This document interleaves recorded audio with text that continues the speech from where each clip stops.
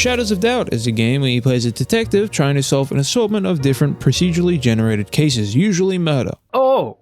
In this game, anyone could be a criminal, and it's up to me to figure out who it may be.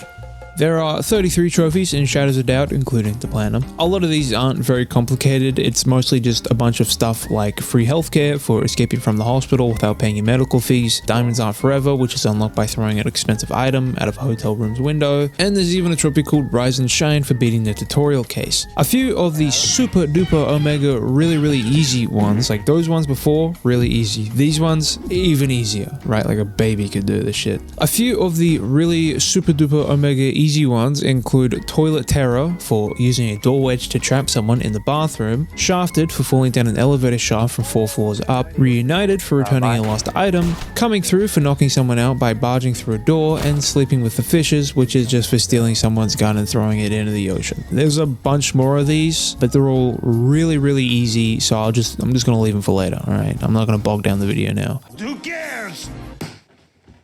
In terms of collectibles, they kind of exist, like there are normal collectible ones, but they're mainly just stuff like eating 100 donuts, drinking 100 colas, putting 100 junk items in the trash, stuff like that, searching through the dumpster 20 times. Generally really easy stuff. It's not like that hard, but I'm just throwing it in like the collectible category because like whatever, who cares? There is one that is pretty normal, and that's for finding and installing all 18 sync discs in the game. With all that being said though, there are some pretty concerning trophies. I will have to retire, which is done by reaching the required level of social credit. Social credit level up. Nice. This on its own isn't hard at all, but there's also Pacifist for retiring without KOing anybody, and Not a Scratch for retiring without getting KO'd. There is also Not the Answer and Private Sly for completing a murder case without violence and without being seen trespassing. However, these do not appear to even come close to Spare No One. To unlock this absolute nightmare trophy, I'll have to knock out each and every citizen at least once, and there's at least a couple hundred people in this city. Like, this is gonna take hours. Of course, you know, there are loads of more trophies that I'll get into later, but without further ado, let's solve some crimes. You know, well, we'll see.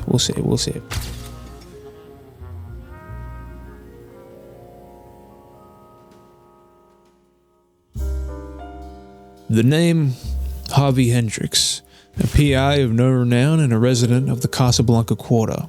It's Tuesday, January 3rd at 12:21 a.m. Down on the bedside lamp. Hey, Square. Ah! I wait till the sound of the telephone going a ring-a-ding-ding. Pick up. Yeah? Hello, who is this?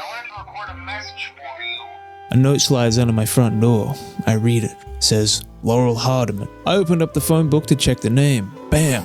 There she is. 902 Etheridge Heights. Who exactly is Laurel Hardiman, and what does she want with me? A lot of stairs in this place. Knocking on the door, no one appears to be home. Luckily, the homeowners are brainless and they left the key underneath the doormat. Like, it's like, come on, dog, that's like the one place you shouldn't leave it. Easy pickings, first trophy. But I ain't no weak bitch because I chose the physical archetype, so I busted that door down. Holy shit. Is that who I think it is?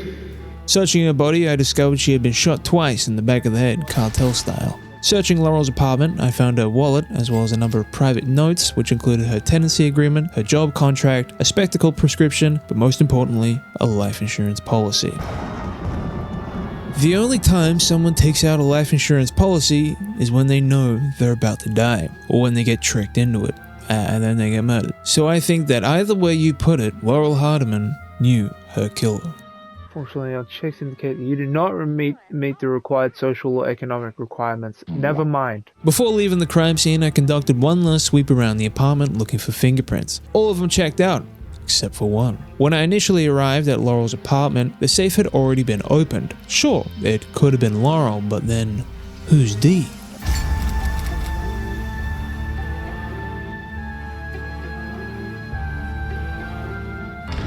Silent alarm has been tripped. Holy shit, I gotta get out of here. Looks dark. Anybody home? 2, 3, 4, 5. Sync disk. Business card. Who is this? Gleb Olenek. Starch Cola. That might become then useful later. Put that next to the prop gun.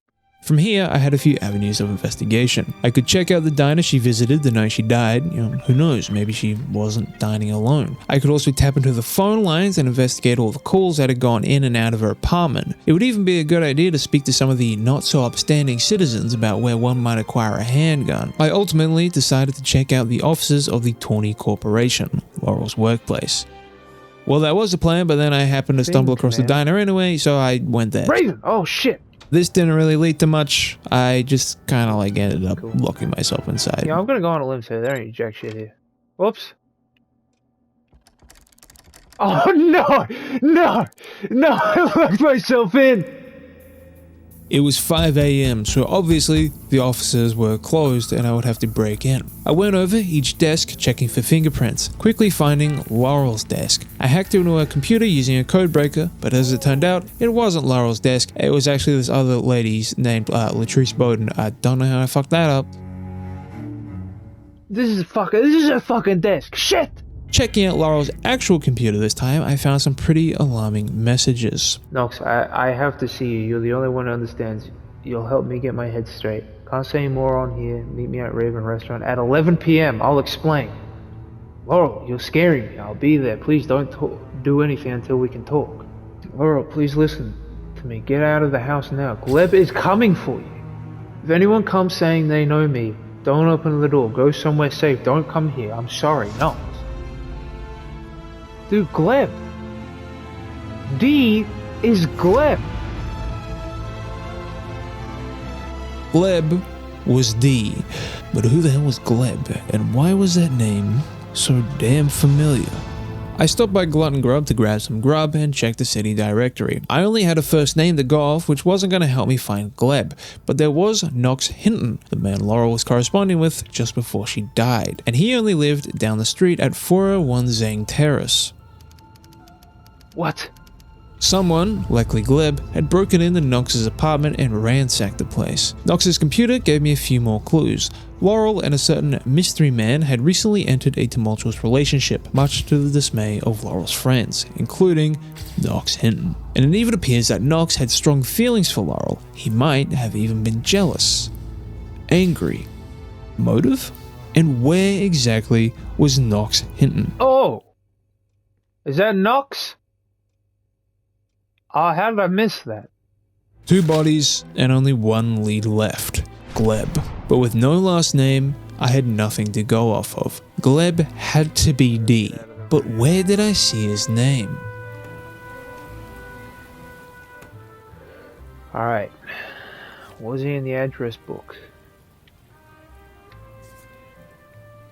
Gleb! 702 Etheridge Heights. Take me there right now. I knew I saw the name somewhere.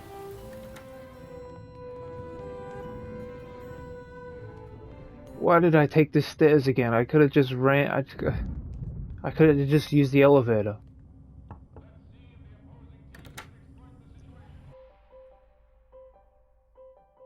Could you tell a man was a killer just by looking in their eyes? Gleb was home, but I couldn't give him a chance to kill again, so I had to get in there, find my evidence, and get out. Wait.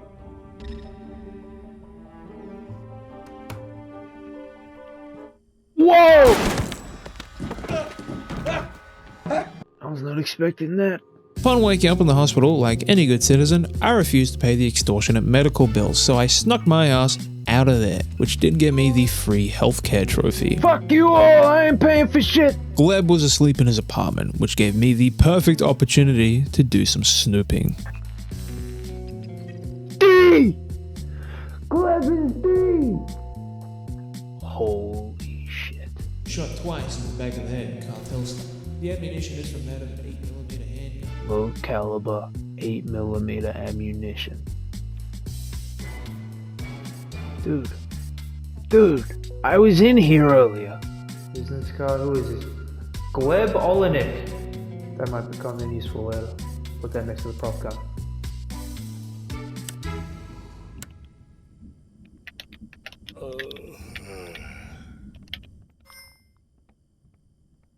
my god, oh my god, oh my god.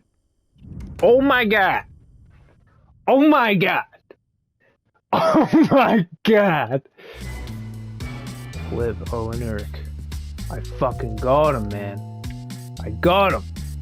Familiar requested termination of a new target. Knocks in. Holy shit. It goes all the way to the top.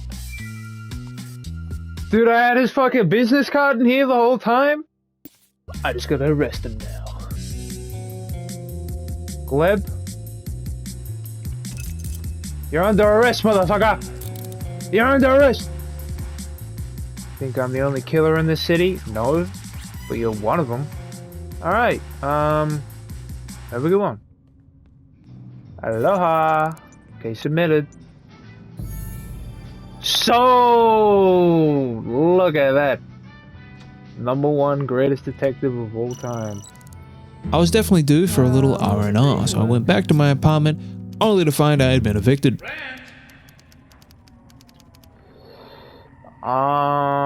Luckily, the Plaza Orchid Hotel had a basement I could stay in. Take it in, because this is the last time you will ever see it. And it comes with a free bed. Oh, right. In Shadows of Doubt, you have to wait for murders to actually happen, which I'm sure won't come back to make my life hell. Haha, foreshadowing. So while I was waiting for a case, I got started on some busy work, starting with the case of the stolen perfume. I had been tasked with finding a bottle of perfume that was somewhere in the Plaza Orchid Hotel between floors 7 and 11. There's the D. I decided to work my way up the building, starting with room 703. None of this really mattered though, because after about 5 minutes into my investigation, I got a call about a murder from the murderer. I just made a real big mess.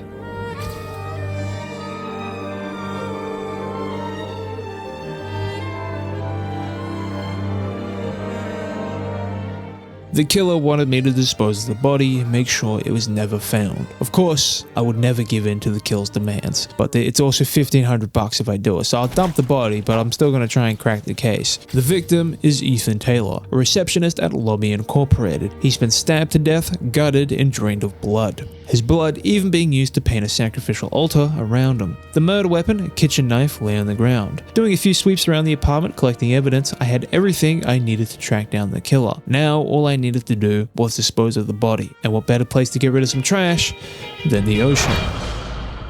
The plan was simple: smash open the window, Yakuza! drop the body out, Oh! Whoa!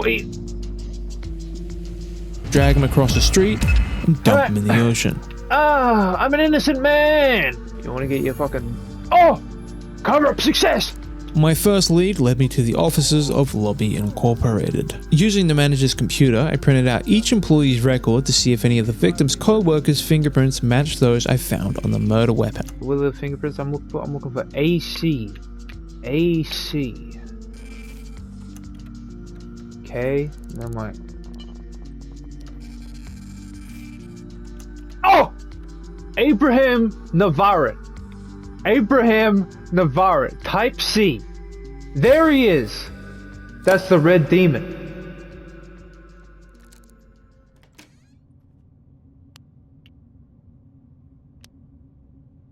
He's just in the dark. What a fucking psycho. Yeah, let me just talk to you in the complete darkness. Alright. Even though I had all the evidence I needed for a conviction, I figured it wouldn't hurt to take a look around his apartment. And after digging through the trash and finding a receipt, I got the It's All Connected trophy for pinning 100 items to the evidence board. Oh, it's all connected. I don't even know what that's for. After solving the case of the Red Demon, it was time to rejuvenate myself. You see, I had been so devoted to solving that case that I had neglected my needs, and now I was hungry, thirsty, and I smelled like absolute shit. But my basement apartment didn't have food or a shower, so I was going to have to rely on the kindness of a stranger. Listen, I just need some food and drink and maybe a shower.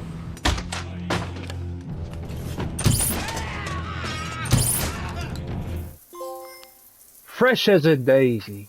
No one was getting killed in town, and I was running out of money, so I had to take up an odd job. I had to find and humiliate someone by throwing food in their face and then take a photo and deliver it to the drop-off point. I didn't have much to go off of, but I knew that my target worked at the Plaza Orchid Hotel as bar staff and that their first name began with an A. I tried to question one of the receptionists, but she was uncooperative. Okay, you're a real fucking bitch, you know that? Luckily, after hanging around for a minute, she went on break and left her computer on. I made my moves searching the employee records where I found Alva Larson.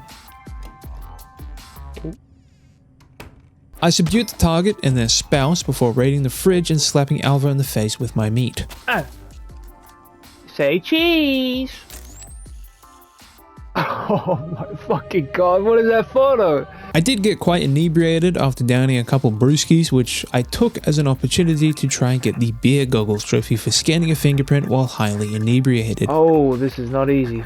I did not get the trophy despite scanning a fingerprint. I didn't realize it at the time, but there are different levels of drunkenness and I was not drunk enough to get the trophy. Like, you have to be wasted. Anyway, I delivered the photo and completed the job. Still no murders, so I decided I would take up another odd job. This time I would have to arrest a suspect who was believed to be armed and dangerous. I had a face, but no name.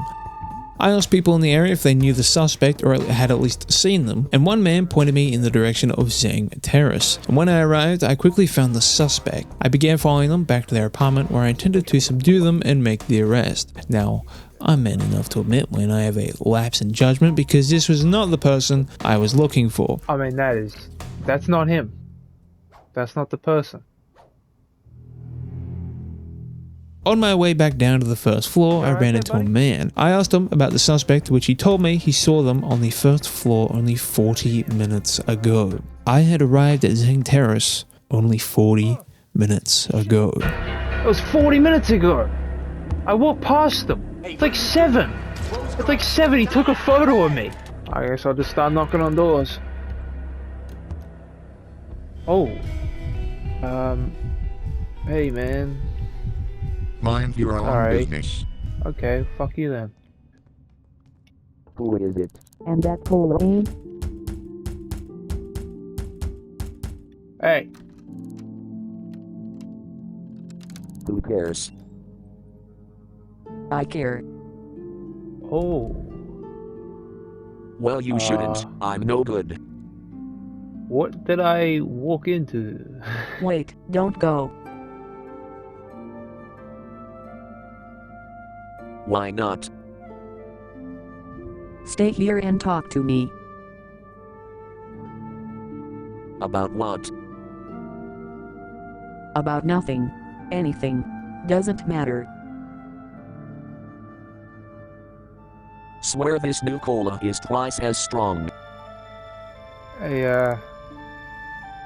As you if know this I'd tell person? you. alright then. Yikes. Bam, how did they see him in like 30 minutes? Oh. Hey, have you,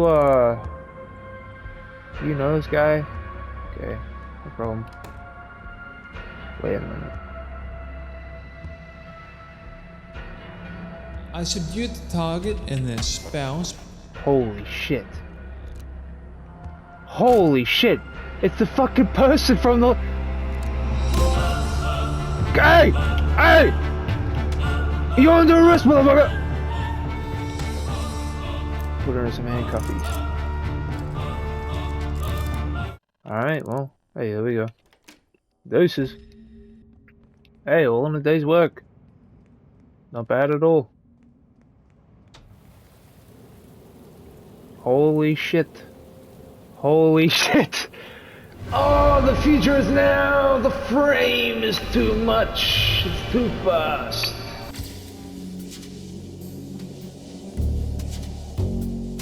A new murder had taken place at 1101 Lovelace View. A crime of passion. The victim is a woman by the name of Remus Said, a chief medical officer at City Hall. I didn't find the murder weapon, which was some kind of sharp bladed weapon or anything like that in the apartment. However, I did find a note addressed to the building supervisor, Katori Cardinal. Remus had asked Katori to hand over some surveillance footage because, you see, Remus believed she was being stalked by a tall female.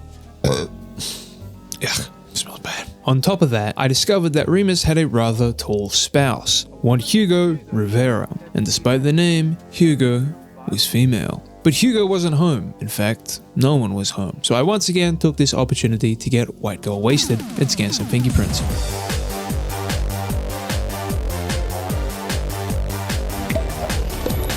I'm not feeling good. I feel genuinely kind of unwell, and I don't know if that's the game. Game's not helping it, I'll tell you that much. Oh boy, here we go. Almost got it. There it is.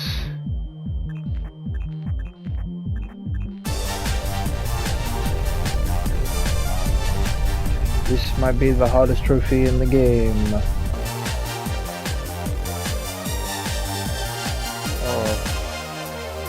Oh, there you go.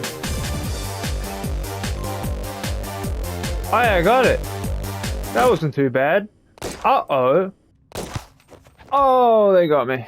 After my escape from the hospital, I figured now would be a great time to get the Sleeping with the Fishes trophy for throwing a gun in the ocean. I stole the gun from Remus's apartment. You know, don't worry, it's probably not the murder weapon, but if it was, too bad, because it belongs to Poseidon now. Oops.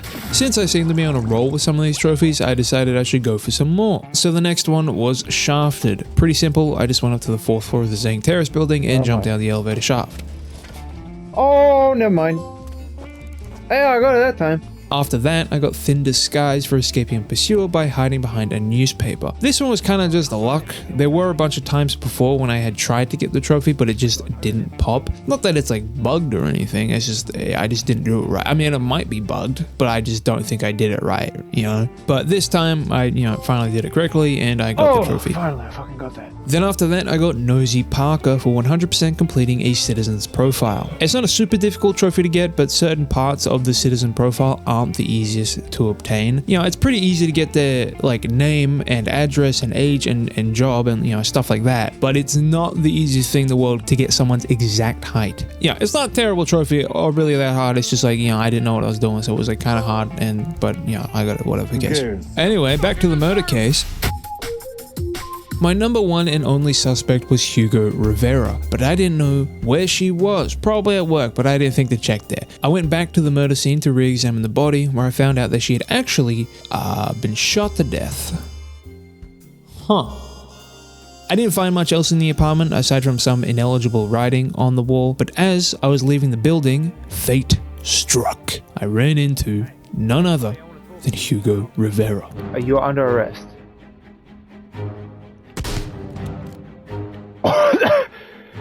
Whoa! Wasn't expecting that! Holy shit! I don't even have handcuffs! I fucking forgot! Take that. I'll take that. Keep him from getting out of his own place. What the fuck is your problem, lady? That's a serial killer right there. He shot and murdered his wife and stabbed her, maybe. What? Unsolved? That was the killer! What? So, Hugo wasn't the killer after all. They only happened to be the most suspicious motherfucker on planet Earth. But anyway, back in the apartment, I scoured the place with the fingerprint scanner and I just couldn't find a damn thing. Don't worry about the bullet casings on the ground. I didn't see those. I only realized those were there after when I was going through the footage. It even got to the point where I didn't think there was a killer. I'm starting to think this was a self-inflicted murder. The case was ice cold. It wasn't Hugo, it wasn't a self-inflicted murder, and it wasn't this random guy named Cone Patterson who I thought it might have been at one point. I had no leads, no evidence, nothing. As far as I was concerned, the case was dead. I took on some odd jobs, but nothing was going my way. I was in a rut. I was out of cash. Actually nothing. I was running late to jobs. I was a mess. An absolute joke. Away. Oh, I'm so sorry.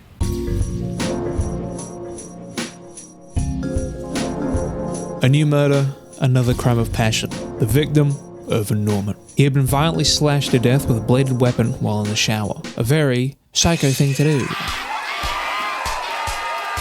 Irvin seemed to be a little paranoid, just like Remus. He too was under the belief someone had been following him and even asked the building manager, Katori Cardinal, for surveillance footage. Once again, she declined. But there was one very important detail in this letter: the mention of a tall woman. In the same letter to Remus, it mentioned a tall woman. I found a tube of lipstick on the ground next to Urban's rotting corpse. Scanning it for prints, it came up with 80 fingerprints. I also noticed writing on the wall that I could actually read this time: Irvin and M forever. Immediately, I checked the address book and found the name Mu Tan. It was the only name in the address book that began with an M. The fingerprints at Mu Tan's apartment matched those I found at the crime scene. I even found a utility knife with her prints on them that I'm pretty sure was a murder weapon. I found out that she was working at the Secret Actor Tavern and Grill, so happy that I had enough evidence for a conviction, I went to make the arrest. Here we go. Talk to. Hey, do you know this person, this man that was brutally murdered? Yeah, I know, that's Irvin Norman. You're too late. They're sleeping with the fishes. That's an odd thing to say. Like a mobster would say. I'm arresting you. You better get here, right now.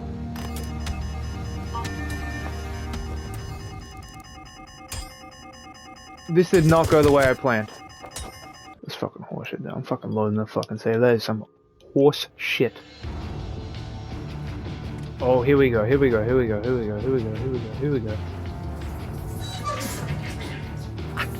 I'm arresting you on suspicion of murder.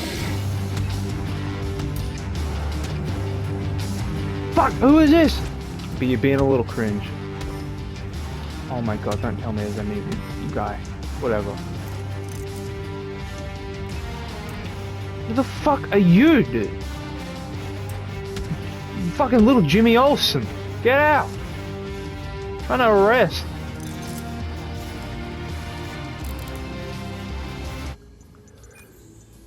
Full name of the killer. Boom, boom, boom, boom. That's what I'm talking about. Solved. Trophies.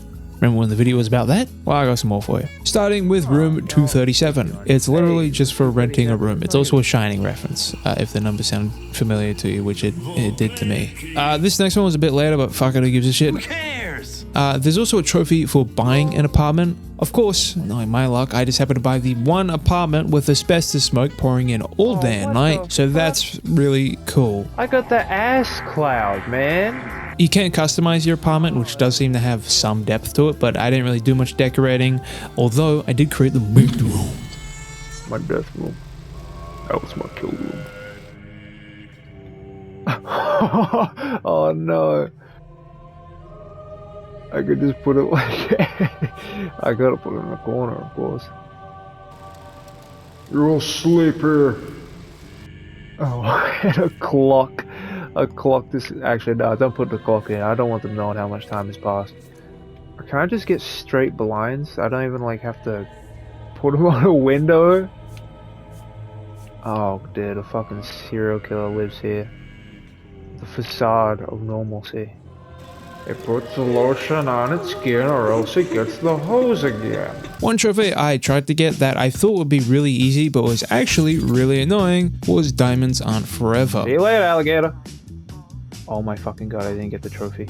All I had to do was throw an expensive item out of a hotel room window. The first time I did this, I smashed out the window of the Lovelace View 4th floor landing before throwing the diamond out. No dice! Fuck! The second time, I figured I had to actually throw it out of a room's window, not just the landing window. So I went all the way up to the 17th floor, smashed the window in the apartment, and accidentally fell through the window. Third time, I did the same thing but actually threw the diamond out of the window. Still didn't work. So the fourth time, I didn't smash the glass and instead threw it through the glass. Once again, didn't get the trophy and then the game crashed. Fifth time, I went to a different room on a lower floor, no trophy. You fucking piece of shit, are you fucking kidding me? Sixth time, I threw the diamond out of a window on the 5th floor landing. Of course, it didn't get anything. Then I realized the trophy description said to throw the item through a hotel room window. Hotel. Not apartment, hotel. So I went to the Plaza Orchid Hotel, rented a room, and threw the diamond out of the window. Throw a diamond. Ah! I got it. Diamonds are on forever. Oh my goodness. Goodness. The next trophy I got was Reunited for returning a lost item. I remember when I said I was going to find that person's perfume like ages ago, and then I immediately dropped the case once a murder happened. Well, I didn't find their perfume, but I did find someone else's jade necklace. I found the necklace in a drawer in the hotel and just returned it to the owner and got the trophy. It's not hard at all. Yes! I also got the Toilet Terror trophy for trapping someone in the bathroom with a door wedge while I was looking for the necklace. Toilet Terror, look at that. You ain't taking a shit. I mean, that's all you can do, actually. Never mind. I might as well talk about all the collectibles now because I didn't really do anything cool ever again. I basically just did a bunch of odd jobs for money, and I stole shit for money. I would have to eat 100 donuts, 100 croque monsieurs, if that's how you say it, I don't fucking know French, yuck, as well as drink 100 starch colas and 100 coffees. Throughout my 10 to 15 hours of gameplay, I have been slowly chipping away at the trophies for dumpster diving 20 times and throwing out 100 pieces of trash. However, I had not made much progress in the other 4. So, after getting dumpster diver and clean as a whistle, I decided to bite the bullet and do what I had been putting off since I first laid eyes on the trophy list.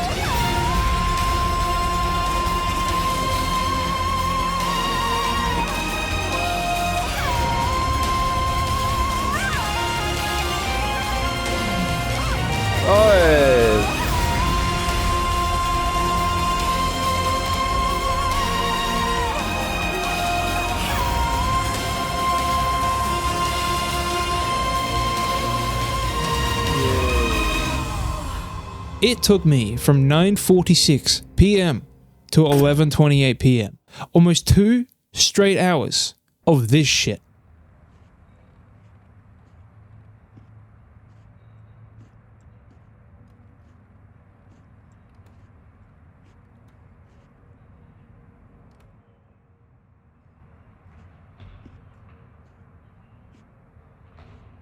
Also, just before I began this endeavor, I got the Jump the Shark trophy for beating a debt collector to death. And also borrowing money from a loan shark is a trophy. Fuck bait. There was still one more actual collectible trophy, and that was fully synchronized. I haven't really mentioned them at all, but there are these things in Shadows of Doubt called sync discs. They're just upgrades that you can get for more inventory space, more health, lockpick faster, etc. You know, all sorts of shit. There's one sync disc that you can only buy from a starch cola vending machine, and it'll give you a lot of money, but if you don't consume starch products, you'll start having withdrawals, and if you uninstall the sync disc, you get the Gone Daddy Gone trophy. There are 18 sync discs in total, and I would need to have all of them installed at the same time. Sync discs can either be bought from vendors or vending machines. They can also be rewards for completing side quests, but the most common way of finding them is thievery.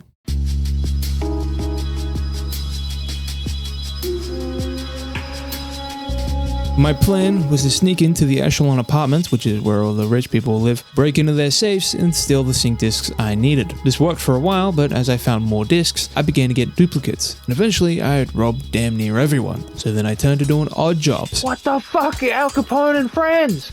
They pushed me! After doing like 1,000 of these, I finally had 17 of 18 sync discs installed, but I couldn't find the last one. Turns out it was that starch cola one again, the one you have to buy from a vending machine, and you can only buy it from a vending machine. Once I reinstalled it, I got the fully synchronized trophy. Fully synchronized, like, fully synchronized. It's so fucking dumb, like, that fucking dumb, that's what I'm trying to say. But now, it was time for Harvey Hendrix to rest his old bones and retire. I had reached the 8th level of social credit some time ago, and now it was time to retire to the fields. Alright, let's retire.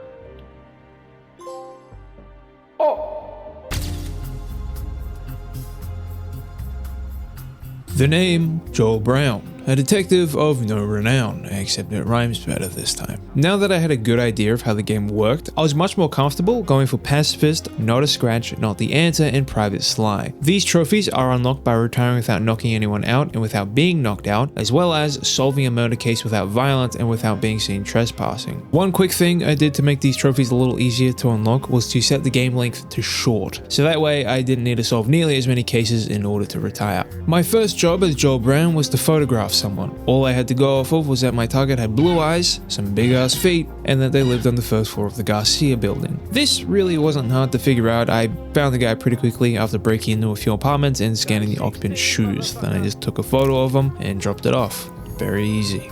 My second job was to solve an infidelity case. Meet me a Golden Burger.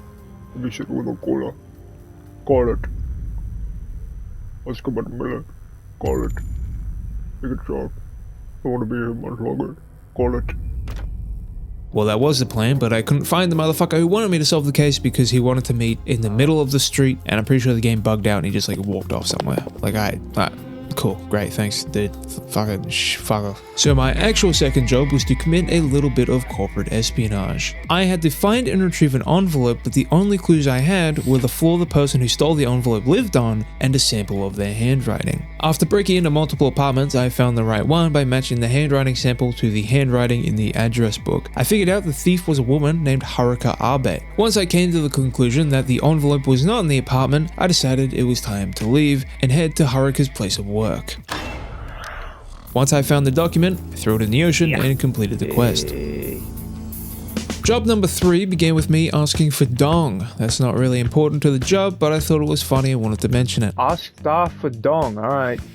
You got me. The job was the same as before. Find and dispose of the correct envelope. The person I was looking for had green eyes and worked as an HR administrator in D'Agostino Tower. I didn't know what floor or office, just that they worked in this building. I worked my way up through D'Agostino Tower, checking each office's employee records, looking for the person that matched the description. However, I believe I encountered a bug. Because I found so many secret documents. They weren't the right one. It was all different ones. It was all like different quests, I think. I don't fucking know. It was weird as shit. I think it was a bug, but I don't know. Eventually, I found a woman named Petronella Maimonides who matched the description I was given. She didn't have the document at her desk, so I went to her place, and guess what? Didn't have the fucking document. So I was pretty pissed and I threw the case in the trash. So job number 4 was another photography one. This would be a lot easier since I had the person's fingerprints on file, which meant I could just log into the manager's computer and print off each employee's record until I found the person with type Q fingerprints. Unfortunately, I was spotted by a camera and hadn't saved since before I started the job, so that was the end of that. Because, you know, no trespassing. Can't be seen trespassing. God damn it, dude. Job number 5 was a demolition job. This time, I had to find the right apartment and break shit. I only had a photo of the target, which isn't as good as you'd think it would be. I asked around a lot and eventually figured out the person I was looking for lived in 801 Minor Center. Fuck. They just happened to arrive home, huh? Alright.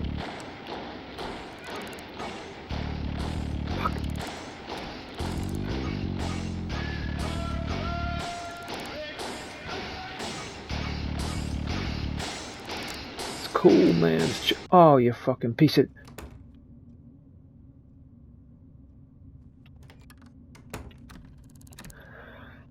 Oh, man. I'm fucking happy to break your shit, you fucking grub. What's gonna break?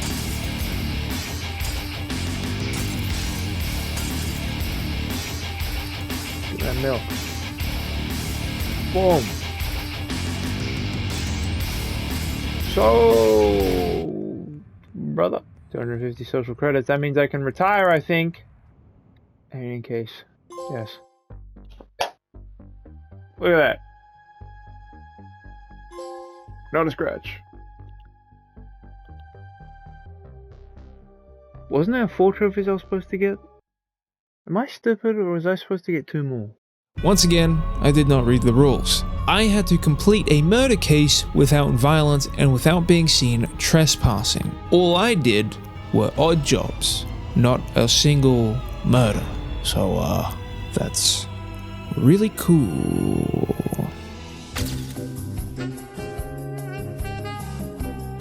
Meet Humphrey Booger, a detective who eats his own snot.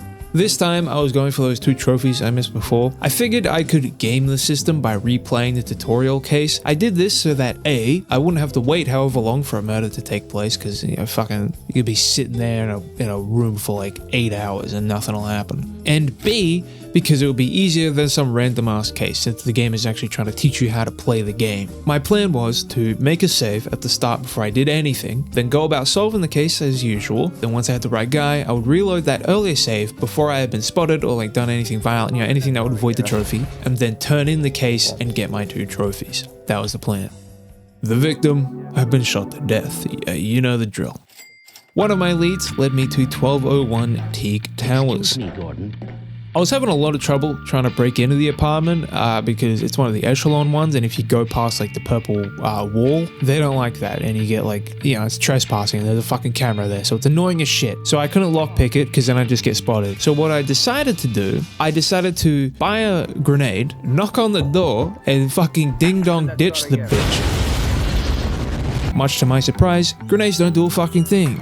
I ended up just lockpicking the door anyway, I guess it worked, and threw a box as a distraction, which gave me enough time to scan for fingerprints and confirm that Aria Parker was indeed the killer. Then I reloaded that earlier save and input Aria as the killer and handed in the case. Alright, hey, look at that. Do I get my... solved? When do I get my trophies? Hello? As it turns out, you cannot get these trophies from completing the tutorial. It says it right here. Meet Chinatown, directed by This time I was going for the Spare No One trophy for knocking out every single person in the city. Spare No One is so fucking ass. Let me tell you what. Obviously, trying to knock everyone out is quite a monumental task, especially when there are a few hundred people constantly moving around. Like, no one is ever in one spot. I mean, maybe when they sleep. So before starting off on this endeavor, I made sure to turn off procedural murders because apparently if someone is murdered, that'll mess up the trophy because you can't knock them out anymore. Assuming, you know, you haven't knocked them out before or whatever, but I don't fucking know. I'll probably just turn it off. I also generated my own city this time. Dresden, Taichung, Albany, Cuba. The numbers, what do they mean? I tried to make it as small as possible with as few people as possible. Unfortunately, there's a minimum housing requirement that you have to hit, and even then, I don't think this would have worked because I ended up just having a lot of homeless people just walking around. So this kind of backfired on me in a major way. But anyway, I also had to make a hit list. In City Hall, I broke into one of the bank rooms and used the computer to print off every citizen's file. Then I'd organize that person into the building they lived in. This, on its own, just printing everyone out and organizing them took 3 hours. 3 hours of this shit.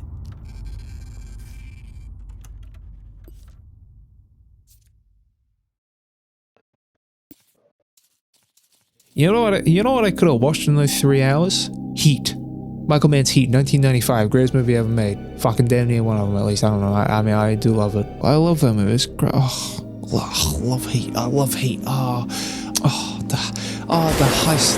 The heist scene is so good. Oh, the beginning heist scene is so good. The part where they go in and they're drilling in the thing. It's kind of like Thief. Thief, another great movie. Oh, Collateral's really good as well. Oh, nice. Oh, it sounds so good. It's like, it's real. That's what it sounds like. Oh, I love Heat. I love Heat so much. Oh, the ending. I love the ending. I love the dichotomy between the two. They're the only people who understand each other, but they're on opposite sides, and they gotta, you know, one of them's a lawman, the other one's a bank robber. And the scene where they're talking, he's like, if it's between you and some poor schmuck whose wife you're gonna turn into the widow, brother, I'm taking you down. It's like, oh, I love it. I love Heat. That's not going in the video. None of that's going in the video. Because she got a great ass.